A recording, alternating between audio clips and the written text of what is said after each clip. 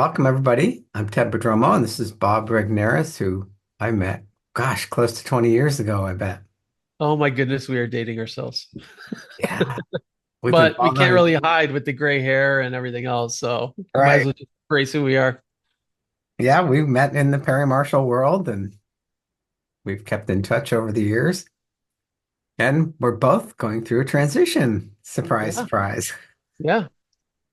Seems like everybody I know is going through some transition. Like we had the big shift, the pandemic, everybody jumped ship, tried different things in life, and then they had to go back and make some money. Now there's this other shift. I don't know what's causing it, but I don't know if we're in the shift or it's about to happen. I really believe there's a number of catalysts. I think absolutely the pandemic was a huge catalyst.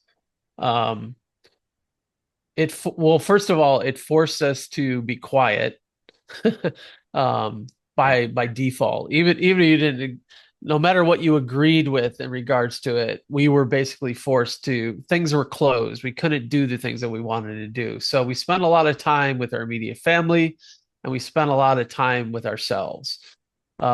And that I think is maybe one of the most difficult things for a person to do is spend time with themselves. We can dig into that a little bit. But the fact is, it forced us to think about things that we were too busy to think about. Let's put it that way. I think the second thing that's going on, and as we sit here, we're in the middle of another just political turmoil, and it just doesn't exist in the US. If you look at what's going on in Britain, in France, there's this shift from the right to the left, and it's a violent shift. Our friend Perry Marshall describes it like a river. A river doesn't flow and just cut straight lines into the terrain. If you notice, rivers meander. Well, that's because of rotation and the violence of the rotation. It always goes from one side to the other side. And if you think about that, the momentum picks up, and that's what creates that. So, as a collective society, even if you even if you don't identify with one of the ends, even if you're stuck in the middle, consider yourself a libertarian or whatever, you're still in the violent turbulence of the political climate. And then certainly the economy, yeah, the stock market is going up and up, but I like to I like to uh, talk with people that have knowledge. Or one of my friends, Shannon Stewart, she's a CPA, financial planner, really high level thinking person. She's like, no, Bob, there's a silent recession. Companies aren't hiring. Prices are going up, but people are locking down. So, a lot of people find themselves in transition involuntarily because either they've been let go or maybe they've looking for like there's a lot of things going on. And when you look at the Renaissance period, that came out of a very, very dark period. And so what happened during the Renaissance is there was this explosion again of art and creativity and things like that, which is really what humans are about, right? And so instead of this whole idea of we do, all of a sudden we explore things in terms of creativity. So I don't know if we're in the shift or the shift's about to happen, but it always comes out of really catastrophic big type of world events. And if we just roll back history, we can see that happening. And I'm just thinking a lot about the Renaissance period these days. And I don't know what your reflection on is that, but it's like, yeah, there's something happening, but I'm not sure if it's happening yet or if we're just on the cusp of it. It's hard. It's really hard for me to say. my wife and I remember like 2007 or something. The tech world was booming in San Francisco, downtown San Francisco, and everybody was just like going somewhere. There's like crazy traffic. Everybody's really hyper. They're like cutting people off and honking. You tell there's like people, there had to be a breaking point. Like people Mm, just being pushed so hard at work. There's just no time for them to stop. They have kids. They're rushing around doing everything. And it was like, boy, something's got to go. We kids can't keep pushing ourselves this hard. And then the pandemic hit, and everybody just stopped. yep. Remember, we see people walking around our neighborhood, like, who are you? He goes, oh, I live around the corner. I've lived here for Yeah, 10 years. never seen you before. You drive by really fast, maybe. But that just stopped everything.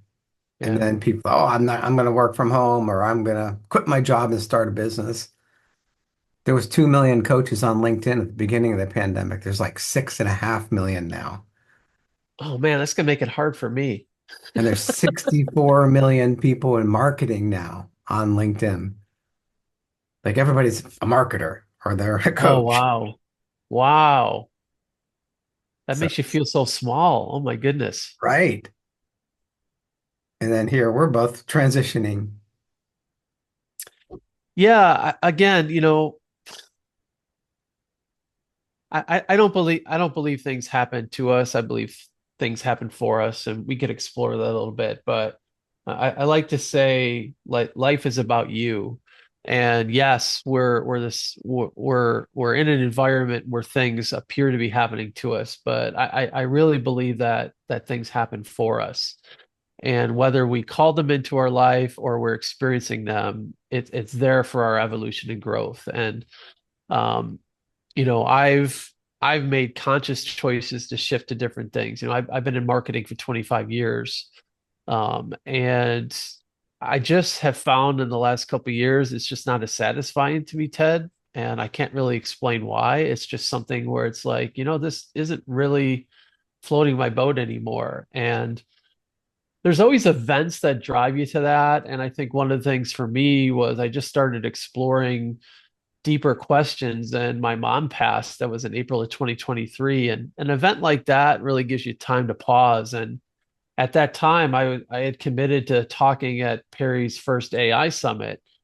And I was planning on talking about storytelling, which is, essentially what I have been doing for clients, video and storytelling, helping them structure their stories. And I remember calling Perry and, about 2 weeks after my mom passed. We went and spent a couple weeks away at Myrtle Beach golfing and just getting away from the madness. And I called him. I said, Perry, I don't know what I'm going to talk about, but I'm not going to talk about storytelling. And he's like, cool, whatever you feel led to talk about it. And at that event, I talked about humanity. I talked about identity. I talked about the opposite of what AI is promising, which is, you know, automated content and all these things. AI is replacing this. I basically took the position of AI is going to drive people back to things that they value, which is relationships, connection, humanity. And I had an extremely long line of people, Ted, that really just needed to hear that message and really confirm like I'm on this right path. So I spoke again this past April at the same event and came at it from a different perspective. I talked about who am I and who do I want to be, and answering those types of questions. And again, I'm here at a technology conference where people are talking about a very disruptive technology, right? It's akin to the printing press, akin to the internet. Like this is big deal, and people needing to be reminded that hey, they are a human being, and although AI is going to be able to do a lot of things for us, we essentially still got to remember that we're human beings with creative spirits, and we want to keep tapping into that and just giving people permission to explore those things. And with the number of people in transition, like you talked about, it's whether it's transition that was forced upon them or transition that is coming from within. It leaves you with a lot of big questions about, okay, who am I now, and what am I going to do? How am I going to stay relevant?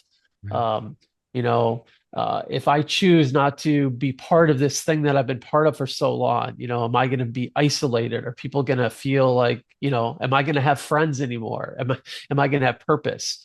These are really valid questions because they seem to be very conflicted for people, don't you think? Oh, definitely. It's like all these different events happening to us. Like I say, when my mother passed away, it was right around when I got laid off from a job. Hmm. So it's kind of, it was at the same time I joined Perry's Roundtable and I got the deal to write 2 books with Perry, Yeah. Ultimate Guide to LinkedIn for Business and Ultimate Guide to Twitter.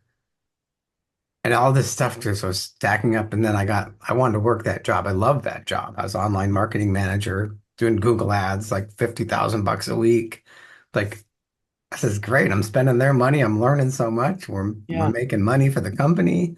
Yeah. And then they laid us off. Boom. Yeah. Just like that. And it's right when my mother was dying. So it's that Mm. good because I got to spend the last few weeks with her. Okay. So it's good, but yeah, it's like, oh, my dream job. I really enjoy this. I don't have to worry about chasing down clients anymore. And Yeah. but it's great because I got two book deals out of it. Got to work for myself again. I was around for the kids. Just so many good things came from it. And when I didn't have to go to work every day, it's like a huge weight off my shoulders. Even though I loved the job, just getting in the car every morning and driving to work. Yeah. And it was only like 3 miles. It wasn't a long commute. Right. Okay. So it just made me kind of step back and like, okay, this is what, and then now I'm at that stage. Marketing doesn't float my boat either. It's like it's so automated and it's so complicated and it changes so fast. It's like, this isn't fun anymore. Yeah. I don't know. Take me back to that, if you wouldn't mind, Ted, when okay, so you're in a marketing job working for you were employed at that point, right? Yeah. Okay. So you got that news. Um, like just kind of tell me what you felt at that time. Like what were some of the things what was going on in your head when you got that notice? Well, I got the job in 2009 after the economic collapse. Okay. It was really good because my business just disappeared. I was Sure. running an agency and all this people stopped spending money. Yeah. And this job came along. It's like, oh my God, online marketing manager, a few miles from home, a growing Lifeline. company. And we quadrupled the revenue in 3.5 years. Like, this is great. I'm just loving this. And then they actually fired my boss, the CMO, who was one of the shareholders of the company, because he just Mm. didn't get along with people. So they let him go and they brought in the hatchet man. And he was just this most impersonal guy. And I remember sitting down with him. There's 8 people in marketing at the time. And I was the only one that did online ads and SEO for the company around the world. And he pulls up this org chart, has like 75 people in marketing, because this is where we're going to be in a couple of years. Look at all these jobs. We're going to do so much. We're going to blah, blah, blah. He goes on and on. He goes, unfortunately, there's just not a position for you anymore. Mm. I said, I'm the only one that does online ads and SEO, and there's no room for me out of 75 people. He goes, yeah, I'm sorry. So I went down to HR and I talked to the woman. I said, hey, what's going on? I hear I'm laid off. He goes, I don't know. Nobody told me anything about this. Oh, okay. So this guy was just like the rogue guy, and he actually 7 out of 8 of us were laid off or were forced to leave. Our job disappeared. Okay. And then they brought in an agency and outsourced it all. Okay. How old were you at that time? 55. Okay. So I was like, I was hoping to work there another 10 years. Sure. The company got sold for $1 billion a couple of years later, and they're still doing really well. Okay. So it's So you felt obviously a little bit betrayed, a little yeah, bit confused. pissed off. Um, yeah, pissed off. Okay. And so, but then it was interesting. You mentioned a bunch of positive things. So tell me about like the time frame it took for you to like reflect and go, oh, actually, this is a good thing. You named a number of things. Like, how did you make that shift? Well, the main thing was my mother was failing. So we knew she didn't have much longer to live. Okay. All my attention went right there for the next month and a half till she passed. Okay. And then you go through all the stuff when someone passes, all the legal stuff. That was like a full-time job. I was the executor of her will. Okay. So that just consumed me. And I wasn't even thinking about trying to start my business up and make money yet. But the books were being launched, both books at the same time, right when I was getting laid off, literally the same month. And I had joined Wow. Perry's Roundtable in January, and my mother passed away in March, and I got laid off in March. So it's like this, all this stuff going on, and I was planning to leave the company. You were leave anyway. Yeah, so I joined Perry's Roundtable to kind of position my business, and I was going to, start a new agency. And Okay. so I was really focused on, I'm going to leave this job. Then they lay me off and give me 3 months severance, which was a blessing. So like so many good and bad things happened, but so many Okay. emotions going through too. Your Sure. mother passing, losing your job, feeling like a failure, even though I was going to leave. Well, that's just interesting, and I know we want to get in a little bit of determining what you want in life, but in fact, you had already signaled to the universe, for lack of a better term, that I'm going to go off my own anyway. Writing two books, joining a entrepreneurs roundtable, um, and then you got this incredible gift of 3 months of severance Yeah, into a place that you were going to walk in and give your notice, and they would have sent you out the door. So, the timing of it, in fact, giving you the release to give you time to care for your mom, take care of your mom's, matters after the fact. It was the hindsight that allowed you to go, oh, well, actually, that was really cool. yeah, That was really effective. Like I don't know if I could have done this had I still been sitting in that seat. So it's interesting how a little bit of hindsight gives us that perspective, and we realize, wow, this is actually better than what I would have chosen for myself. right. Yeah. Until your personal business, income goes up and goes down. And all of a sudden you hit a little dry spell. And you're like, oh, I wish I had that job. Yeah, yeah. But would you have been truly happy, Ted? No, not at Right. all. Yeah. And I didn't have to really worry about money at the time. So we were in that position too. My wife was still working full time. We had plenty of savings. So financially, we were okay. Yeah. So it's interesting then, maybe we could each kind of tackle this question, which is, what would you say to somebody who's just been hit with something, or they're in the middle of this transition and they don't quite yet know what the good is. All right, what good is going to come of this? Right now they're in the mire of it and just seeing the situation and experiencing the raw emotions of the situation. What would you say to them? I've actually know a couple people I'm talking through this with them Okay. because their business is just falling off the table. They're like no money coming in and they want to shift into marketing related jobs. I'm like, don't waste your time and money. Don't invest in more courses because all these big internet marketers are going away from this. Mm, Perry Marshall said it, internet marketing, the golden age is dead. direct marketing is dead. Yep. Yeah. Remember, you used to set Google ads up and they'd run and you check them like once a month? Mm, yeah. Then it was once every 2 weeks, then it was once a week, and then it was once a day, and now it's once an hour. Right. But the old days, you could set up a campaign and it would run. You wouldn't have to do anything. And it worked. Yeah. But now things change so fast. And so I've got a couple people, they need money. They are desperate.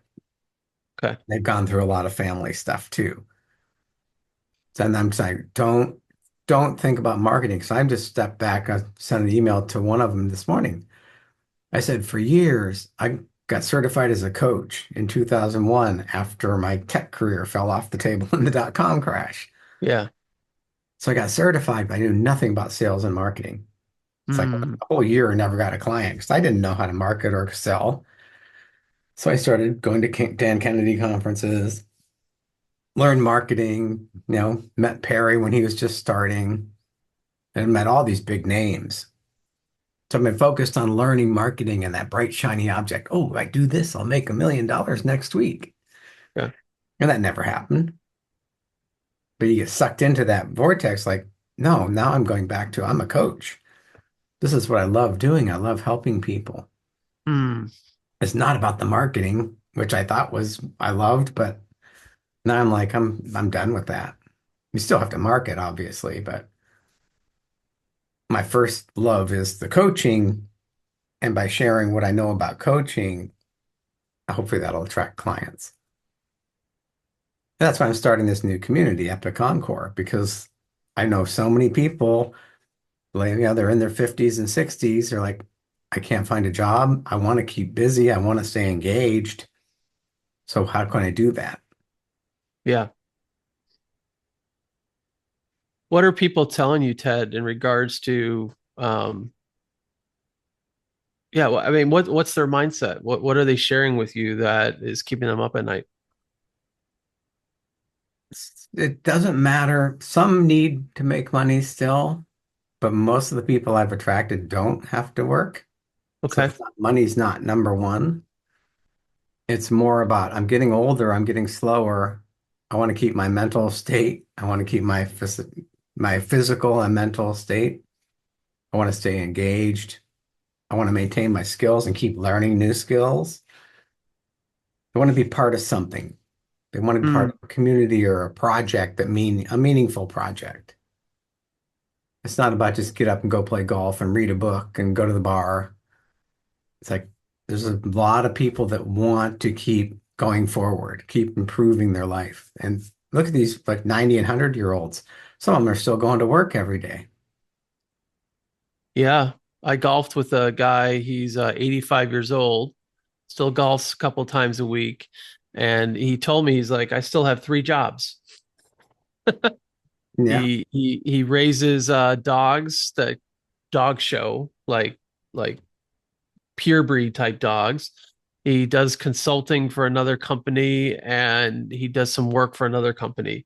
And like, yeah, physically he's slow. It took him a while to get around and he's not hitting the ball very far, but he's out there doing what he loves to do and he's keeping himself busy. So, what I sensed with him was a very active, young, energetic mind Yeah. in a body that's a little bit slow, but Mhm. doesn't mean that he's not contributing and he's not trying to do things. So Yeah. um, I think it's an absolute it's a perfect mindset to desire that.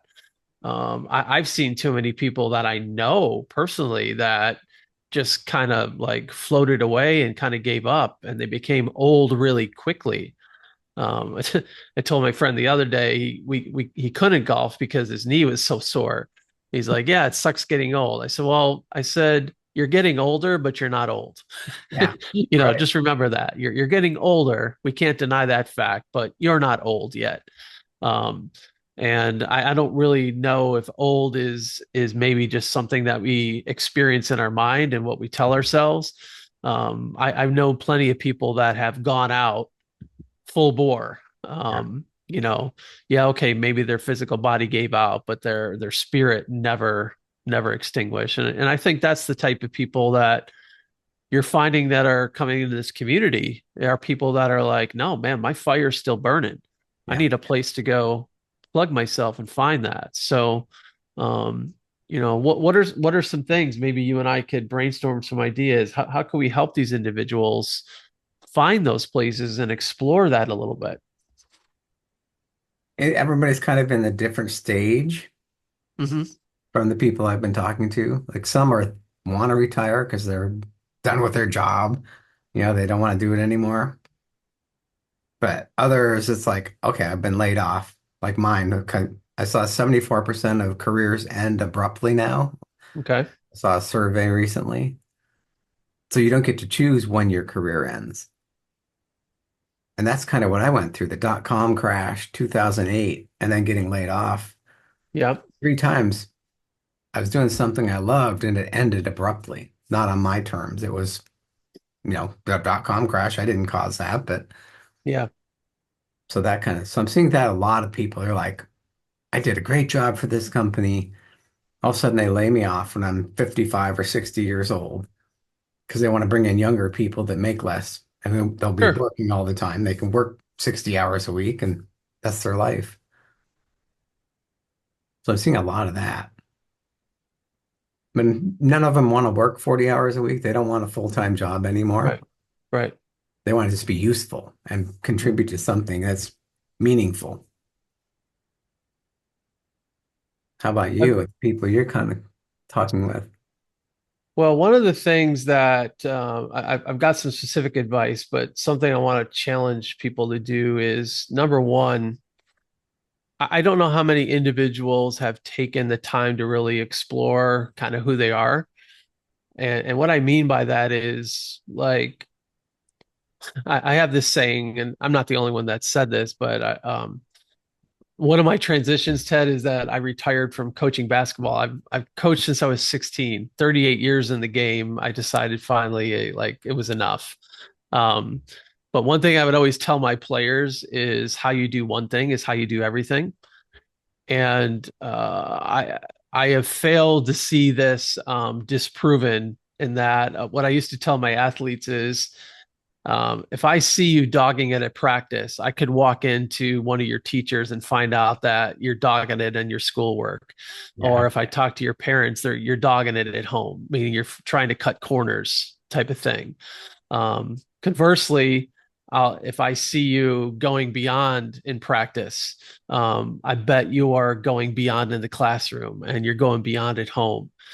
And so one of the things I encourage people to do is explore themselves, find out like how you really show up and doing things like taking personality tests, taking strength finder tests. You know, maybe you had to do that through your work and maybe it was an exercise at that time you thought of futility, but really uh, a lot of people, even a lot of successful people that I talk to, Ted, just don't know who the hell they are. Right. They're just robotic. They're doing, but you can, if you take the time to build awareness of like how am I wired and what am I good at, just cataloging those things becomes really, really useful to know where you can place yourself, that those skills and how you are can really show up and blossom. So that's one of the things. I don't know how many I don't know how many people listening to this have a practice of journaling, and I think women are better at this than men in general Mhm. of exploring these things. But I know that the male colleagues and friends I have in the industry are successful and they do journal. Journaling is a good practice for you, even if it's very simple of just accessing your thoughts and getting clarity down on paper. Mhm. And I challenged a couple guys even this past week to start writing down things that excite them. And here's my angle. I believe that what excites us is a clue as to what we can be useful in. Mhm. And I'll give a very, very specific example. So I do coaching and I work with men and women, not just men, but men and women. And they're quite often faced with obstacles and challenges. And so this individual that I was talking to had a particular block that he couldn't figure out who he was going to serve. Like his problem was he was going to serve everybody. Yeah. So I want to take you back about 3 days. 3 days before that, I there's a couple podcasts that I follow. One of them is Smartless. It's Jason Bateman, Yeah. Will Arnett, and Sean Hayes. Like they started during the pandemic. The thing is they each bring on a guest, and Yeah. the other two don't know who the guest is until the guest shows up. Well, I got a notification on my phone that they interviewed Henry Winkler. And most of us of age know who Henry Winkler is. He's the Fonz. He played the coach in Waterboy. Now, Henry Winkler is known as the nicest man in Hollywood. Now, I noticed that and it got me excited. Like, oh, I want to listen to that. I made a note to do that. It Yeah. I want to make a point to pursue that. I want to listen to that interview. So I did. The very next day, I got on the phone with my client and he was expressing these things. Immediately, my mind made a connection. This gentleman that I was talking to, his name is Keston, is one of the nicest men I've ever met. He's very kind. He wants to help everybody. And then I just listened to this amazing interview with Henry Winkler and I went, okay, there's a connection there. There's a reason that was useful for me. And I shared with him. Henry Winkler's story. And I said, you need to get his memoir. He wrote a book in 2023. I want you to listen to this interview and I want you to get his book or at least his audio book. Yeah. Um, and I said, you remind me a lot of him, that you're just very kind in the way you show up. And what it did for him, first of all, it didn't immediately solve his problem, but he got confirmation that he's showing up in a way that's very useful. It gave him this surge of like confidence because what he was thinking was because he was having trouble identifying his audience, he didn't think he was useful to anybody. And I had to remind him that he was very useful. And then he started getting into his story. And this was a guy that came out of poverty. He became he was a terrible student, and he turned his life around. He became really good at soccer. He worked in the classroom. He got himself into a university, became a good student. Like he's got the rags to riches story. And I had to remind him that he needs to use that more. Yeah. And as we're in this coaching conversation, I just said something very plain to him. I said, Keston, you are a keynote speaker. I didn't say you will be. I said, you are a keynote speaker. And he got quiet for a minute. He got emotional. And he's like, Bob, if you would only know this, for the past 5 years, he's been going to conferences and watching keynote speakers. And in his mind, he's going, I've got a better story than that guy. And so, in just a little bit of time, I connected something I was excited about to encourage him, to open him up about this thing that he was really meant to do. And Yeah. so, right now, he's sending me snippets. He's working on his keynote speech. He's developing a keynote speech, and he's going to get out there and tell his story. So, what I encourage people to do, Ted, is to just notice the things that excite them. Yeah. What excites you? I don't care if it's small and insignificant.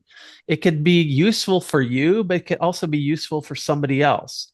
You'll be surprised that if you go out there, even if you go out to the coffee shop and strike up a conversation, you will be surprised that something you found interesting or useful could be something that you could serve that other person with. Yeah. Maybe they're going through a situation. Maybe they need a word of encouragement. You could do something as simple as recommend a podcast, Yep. recommend a book.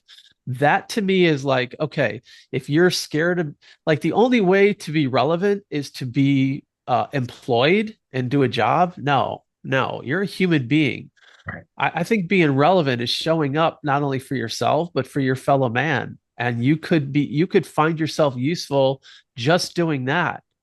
And all of a sudden, you start helping somebody like that. You're going to get excited about that and think about, well, if I can help this person, I bet I can help more people. Right. And just following these little breadcrumbs gives you opportunities to be useful, to feel relevant, to feel useful, to feel like you've done good.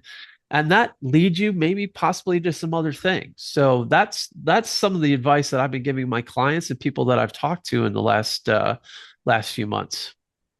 One thing I've been doing is like jotting down things when they come to me now. Put them in my, Okay. because I did, it's a program, something Einstein factor from Nightingale Conant. Okay. And it studies how Einstein went from basically he was considered retarded when he was born. Wow. He barely finished school. Wow. And he just started writing down things as they came to him. Everything he noticed, he started writing them down in a notebook. And that's where all his things came from, meditating and just kind of noticing. Same with Edison, all the big inventors, Tesla, they carried a notebook with them at all times. And as thoughts came to them, they wrote them down. They'd write down 50 to 100 thoughts a day. And that's where their big breakthroughs came from. And I noticed that being in the coaching world for over 20 years, successful people in business do personal development. They do journaling. They do meditating. They're not, guys, CEOs of companies. They meditate. They have coaches. Yeah. They know they have to invest in it. And the people that are down at the bottom of the rung, oh, I'm not going to meditate. That's weird. Or I'm not going to take notes and write down things as they come to me. That's a direct correlation. Well, thanks for that confirmation because that I mean that just encourages me that yeah, that like it's a path. This idea of employment, Ted, like I know that the world needs bosses and employees, right? Um, and for a lot of people that's useful. But when you sit down and think about the way our education system is designed and the way corporations are designed, it's really about it's it's a little scary and a little nefarious to think, well, they're training people for a job and to be a taxpayer. And again, I'm not making a judgment on somebody that chooses employment their whole career, but I want people to understand and be encouraged that you're not just a taxpayer and a seat filler. You're not there just to complete a task. You're more than that. Um, even if you are doing a job, I want people to go at it with the idea of like this is a calling. This is an experience that I can be creative in this position. I could serve people. I'm not just filling a seat. I'm not just filling out the 1040 every year. I so many people have been beaten down by life, and if that's all you've known, and suddenly you get that notice on a Friday afternoon, you're called in, and Yeah. you are no longer employed, yeah, your life is going to seem like it's falling apart, but you are not your job. You are not what you do. You Yeah. you are who you are. You are a living, breathing human being. Just by doing that, you have value. Yeah. And you may be doing a useful thing in the world, but that doesn't define you. It doesn't define you at all. Do you know Cedric Crumbly? No, I don't. Years ago, before I wrote the books even, I was working the full-time job. And I still have my business phone because I did a little consulting on the side. And I get this message from Cedric. It's, hey, I'm Cedric. Perry Marshall gave me your number. I want you to coach me. Like, Wow. okay, who's this guy? So I call him up. He's in the Army. He had 2 more years to retirement.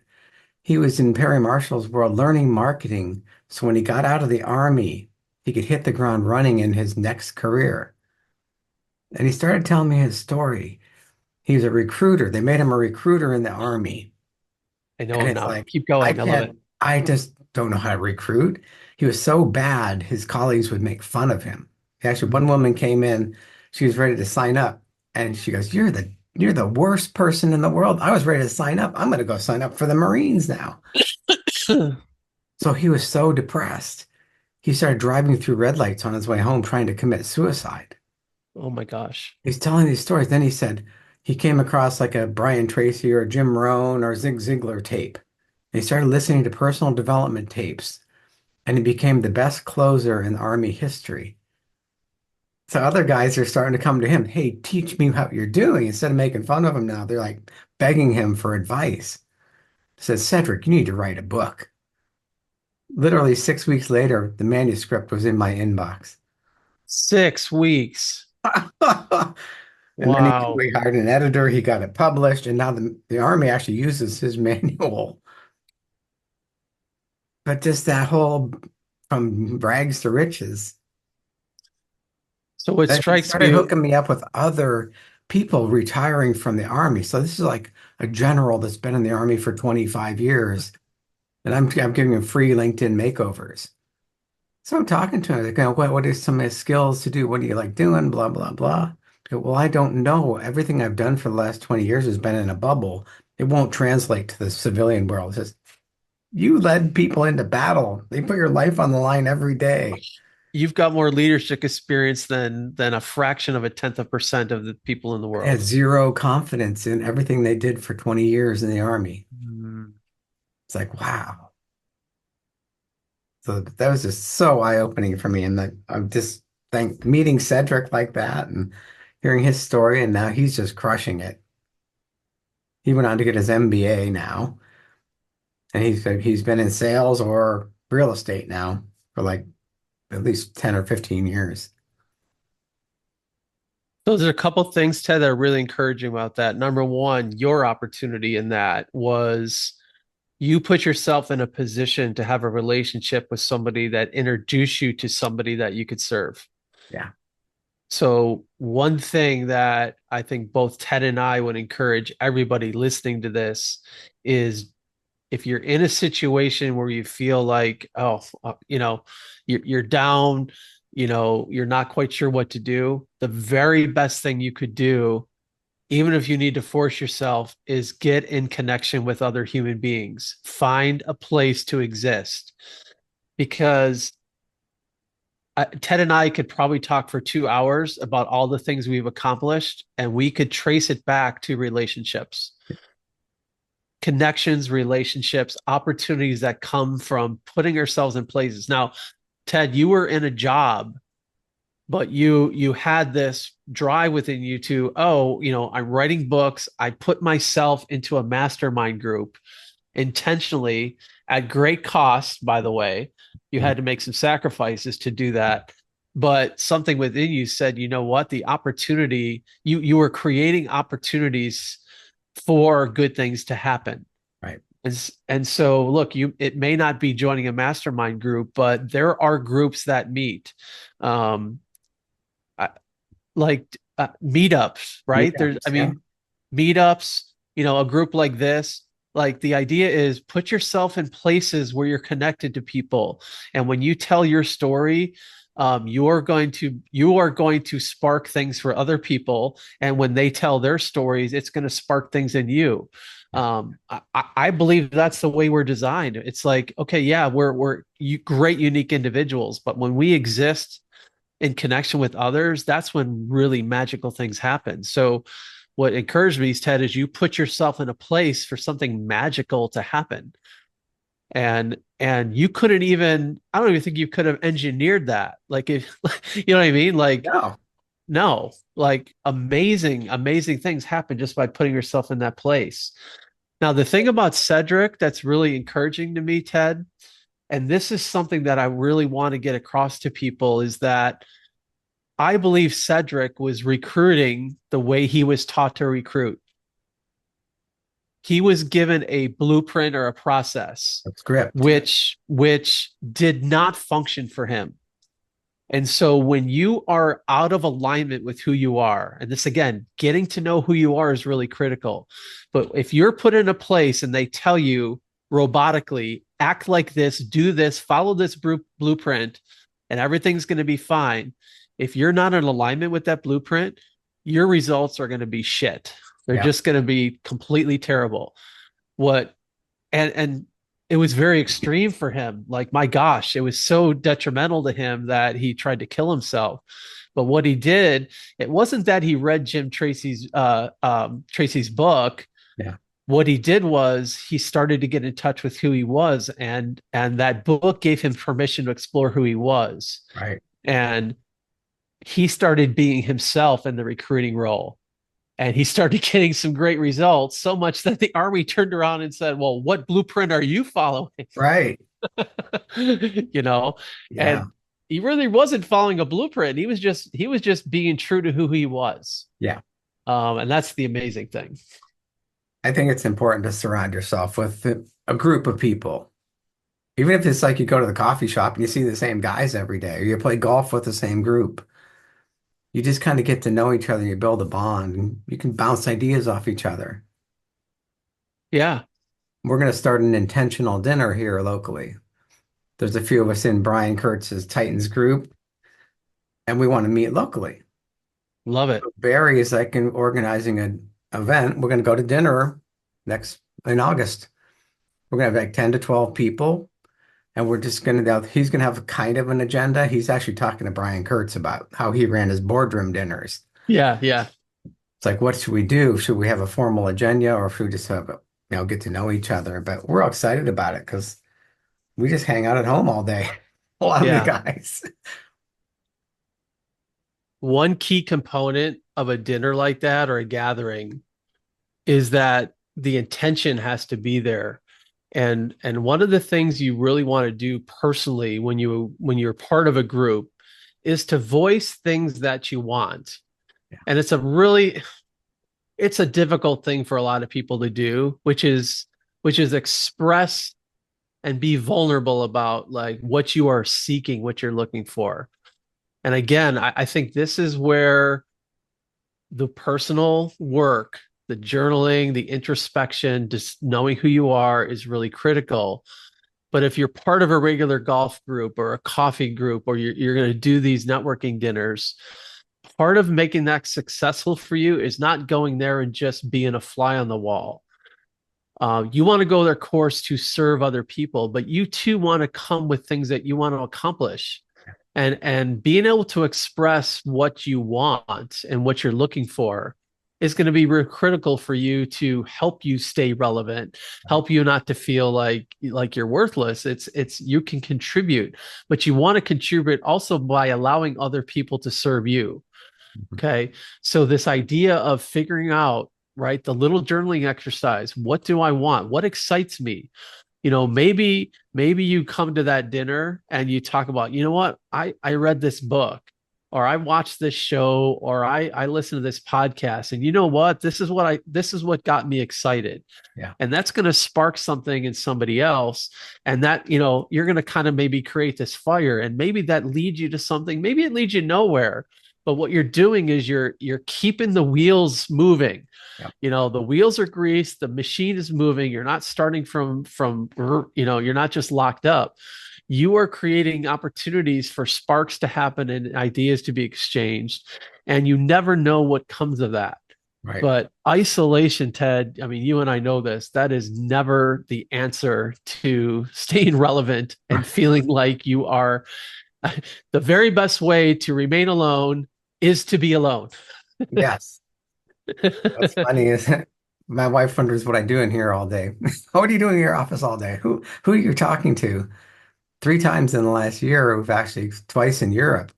I met up with some of my virtual friends, and she got to meet they're real people.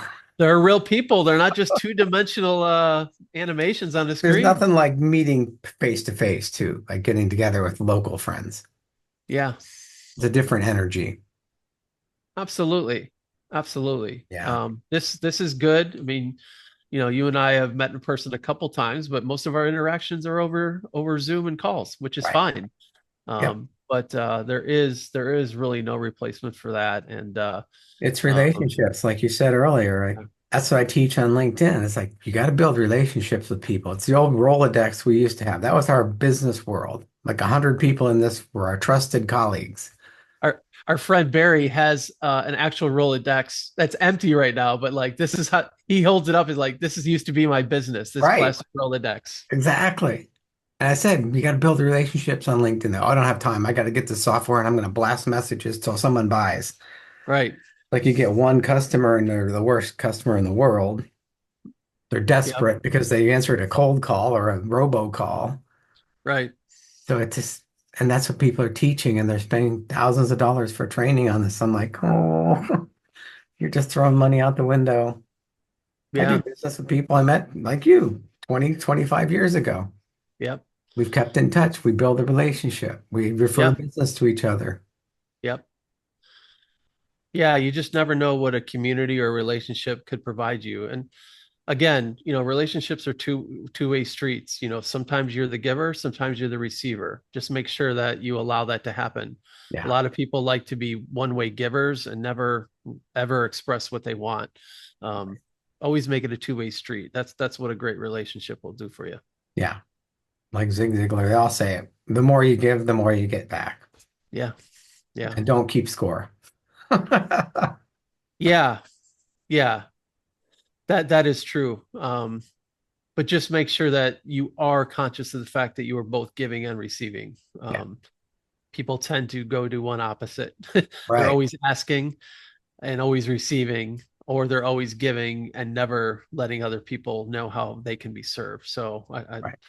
I tend to be the latter, which is, oh, I'm just going to give, give, give, and I never ask. And that's one of the things that I'm working on, is being more specific with asks, especially as I transition from marketing into coaching more of my clients. I'm having to ask people. The reason you and I are on this interview and I'm part of the community is I went out there with an ask, Yeah. and synchronicity happens, right? It's like, oh, well, Bob, so happens.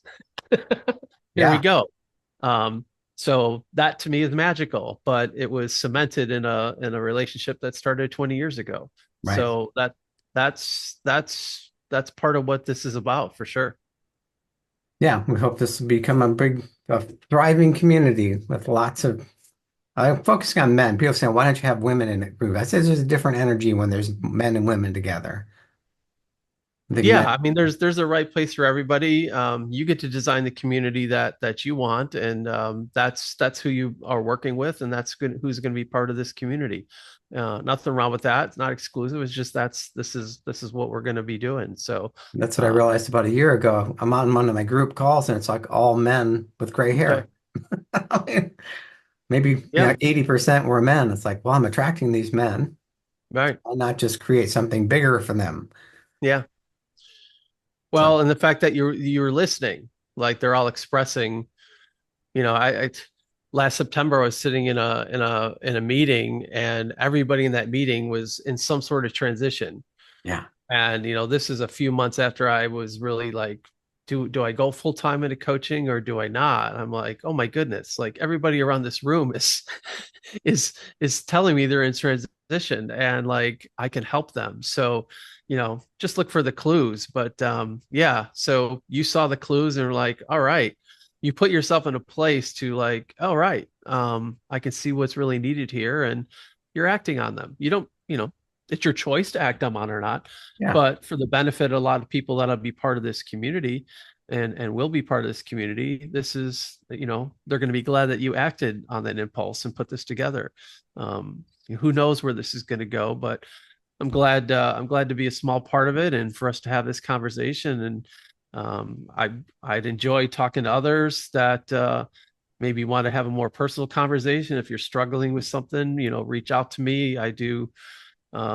I coach people whether they pay me or not. It's kind of a weird thing, but I know that the more I give away what I do and demonstrate what I do, the more that's going to come to me. So feel free to reach out to me in the community. I'd love to have a chat with you, get to know you better, and obviously the same with Ted. Reach out to Ted, and we'd love to have conversations and help you along your journey. That's what we're here for. This has been great. Like you said, we could talk for hours and hours, but let's do this once a month. What the hell? There we go. There we go. Maybe we have some others join in the conversation next time. Yeah, sounds good. Good. Thanks, Bob. This Well, has been really great. always great talking with you, Ted. I appreciate it. And we'll see you in the community. All right.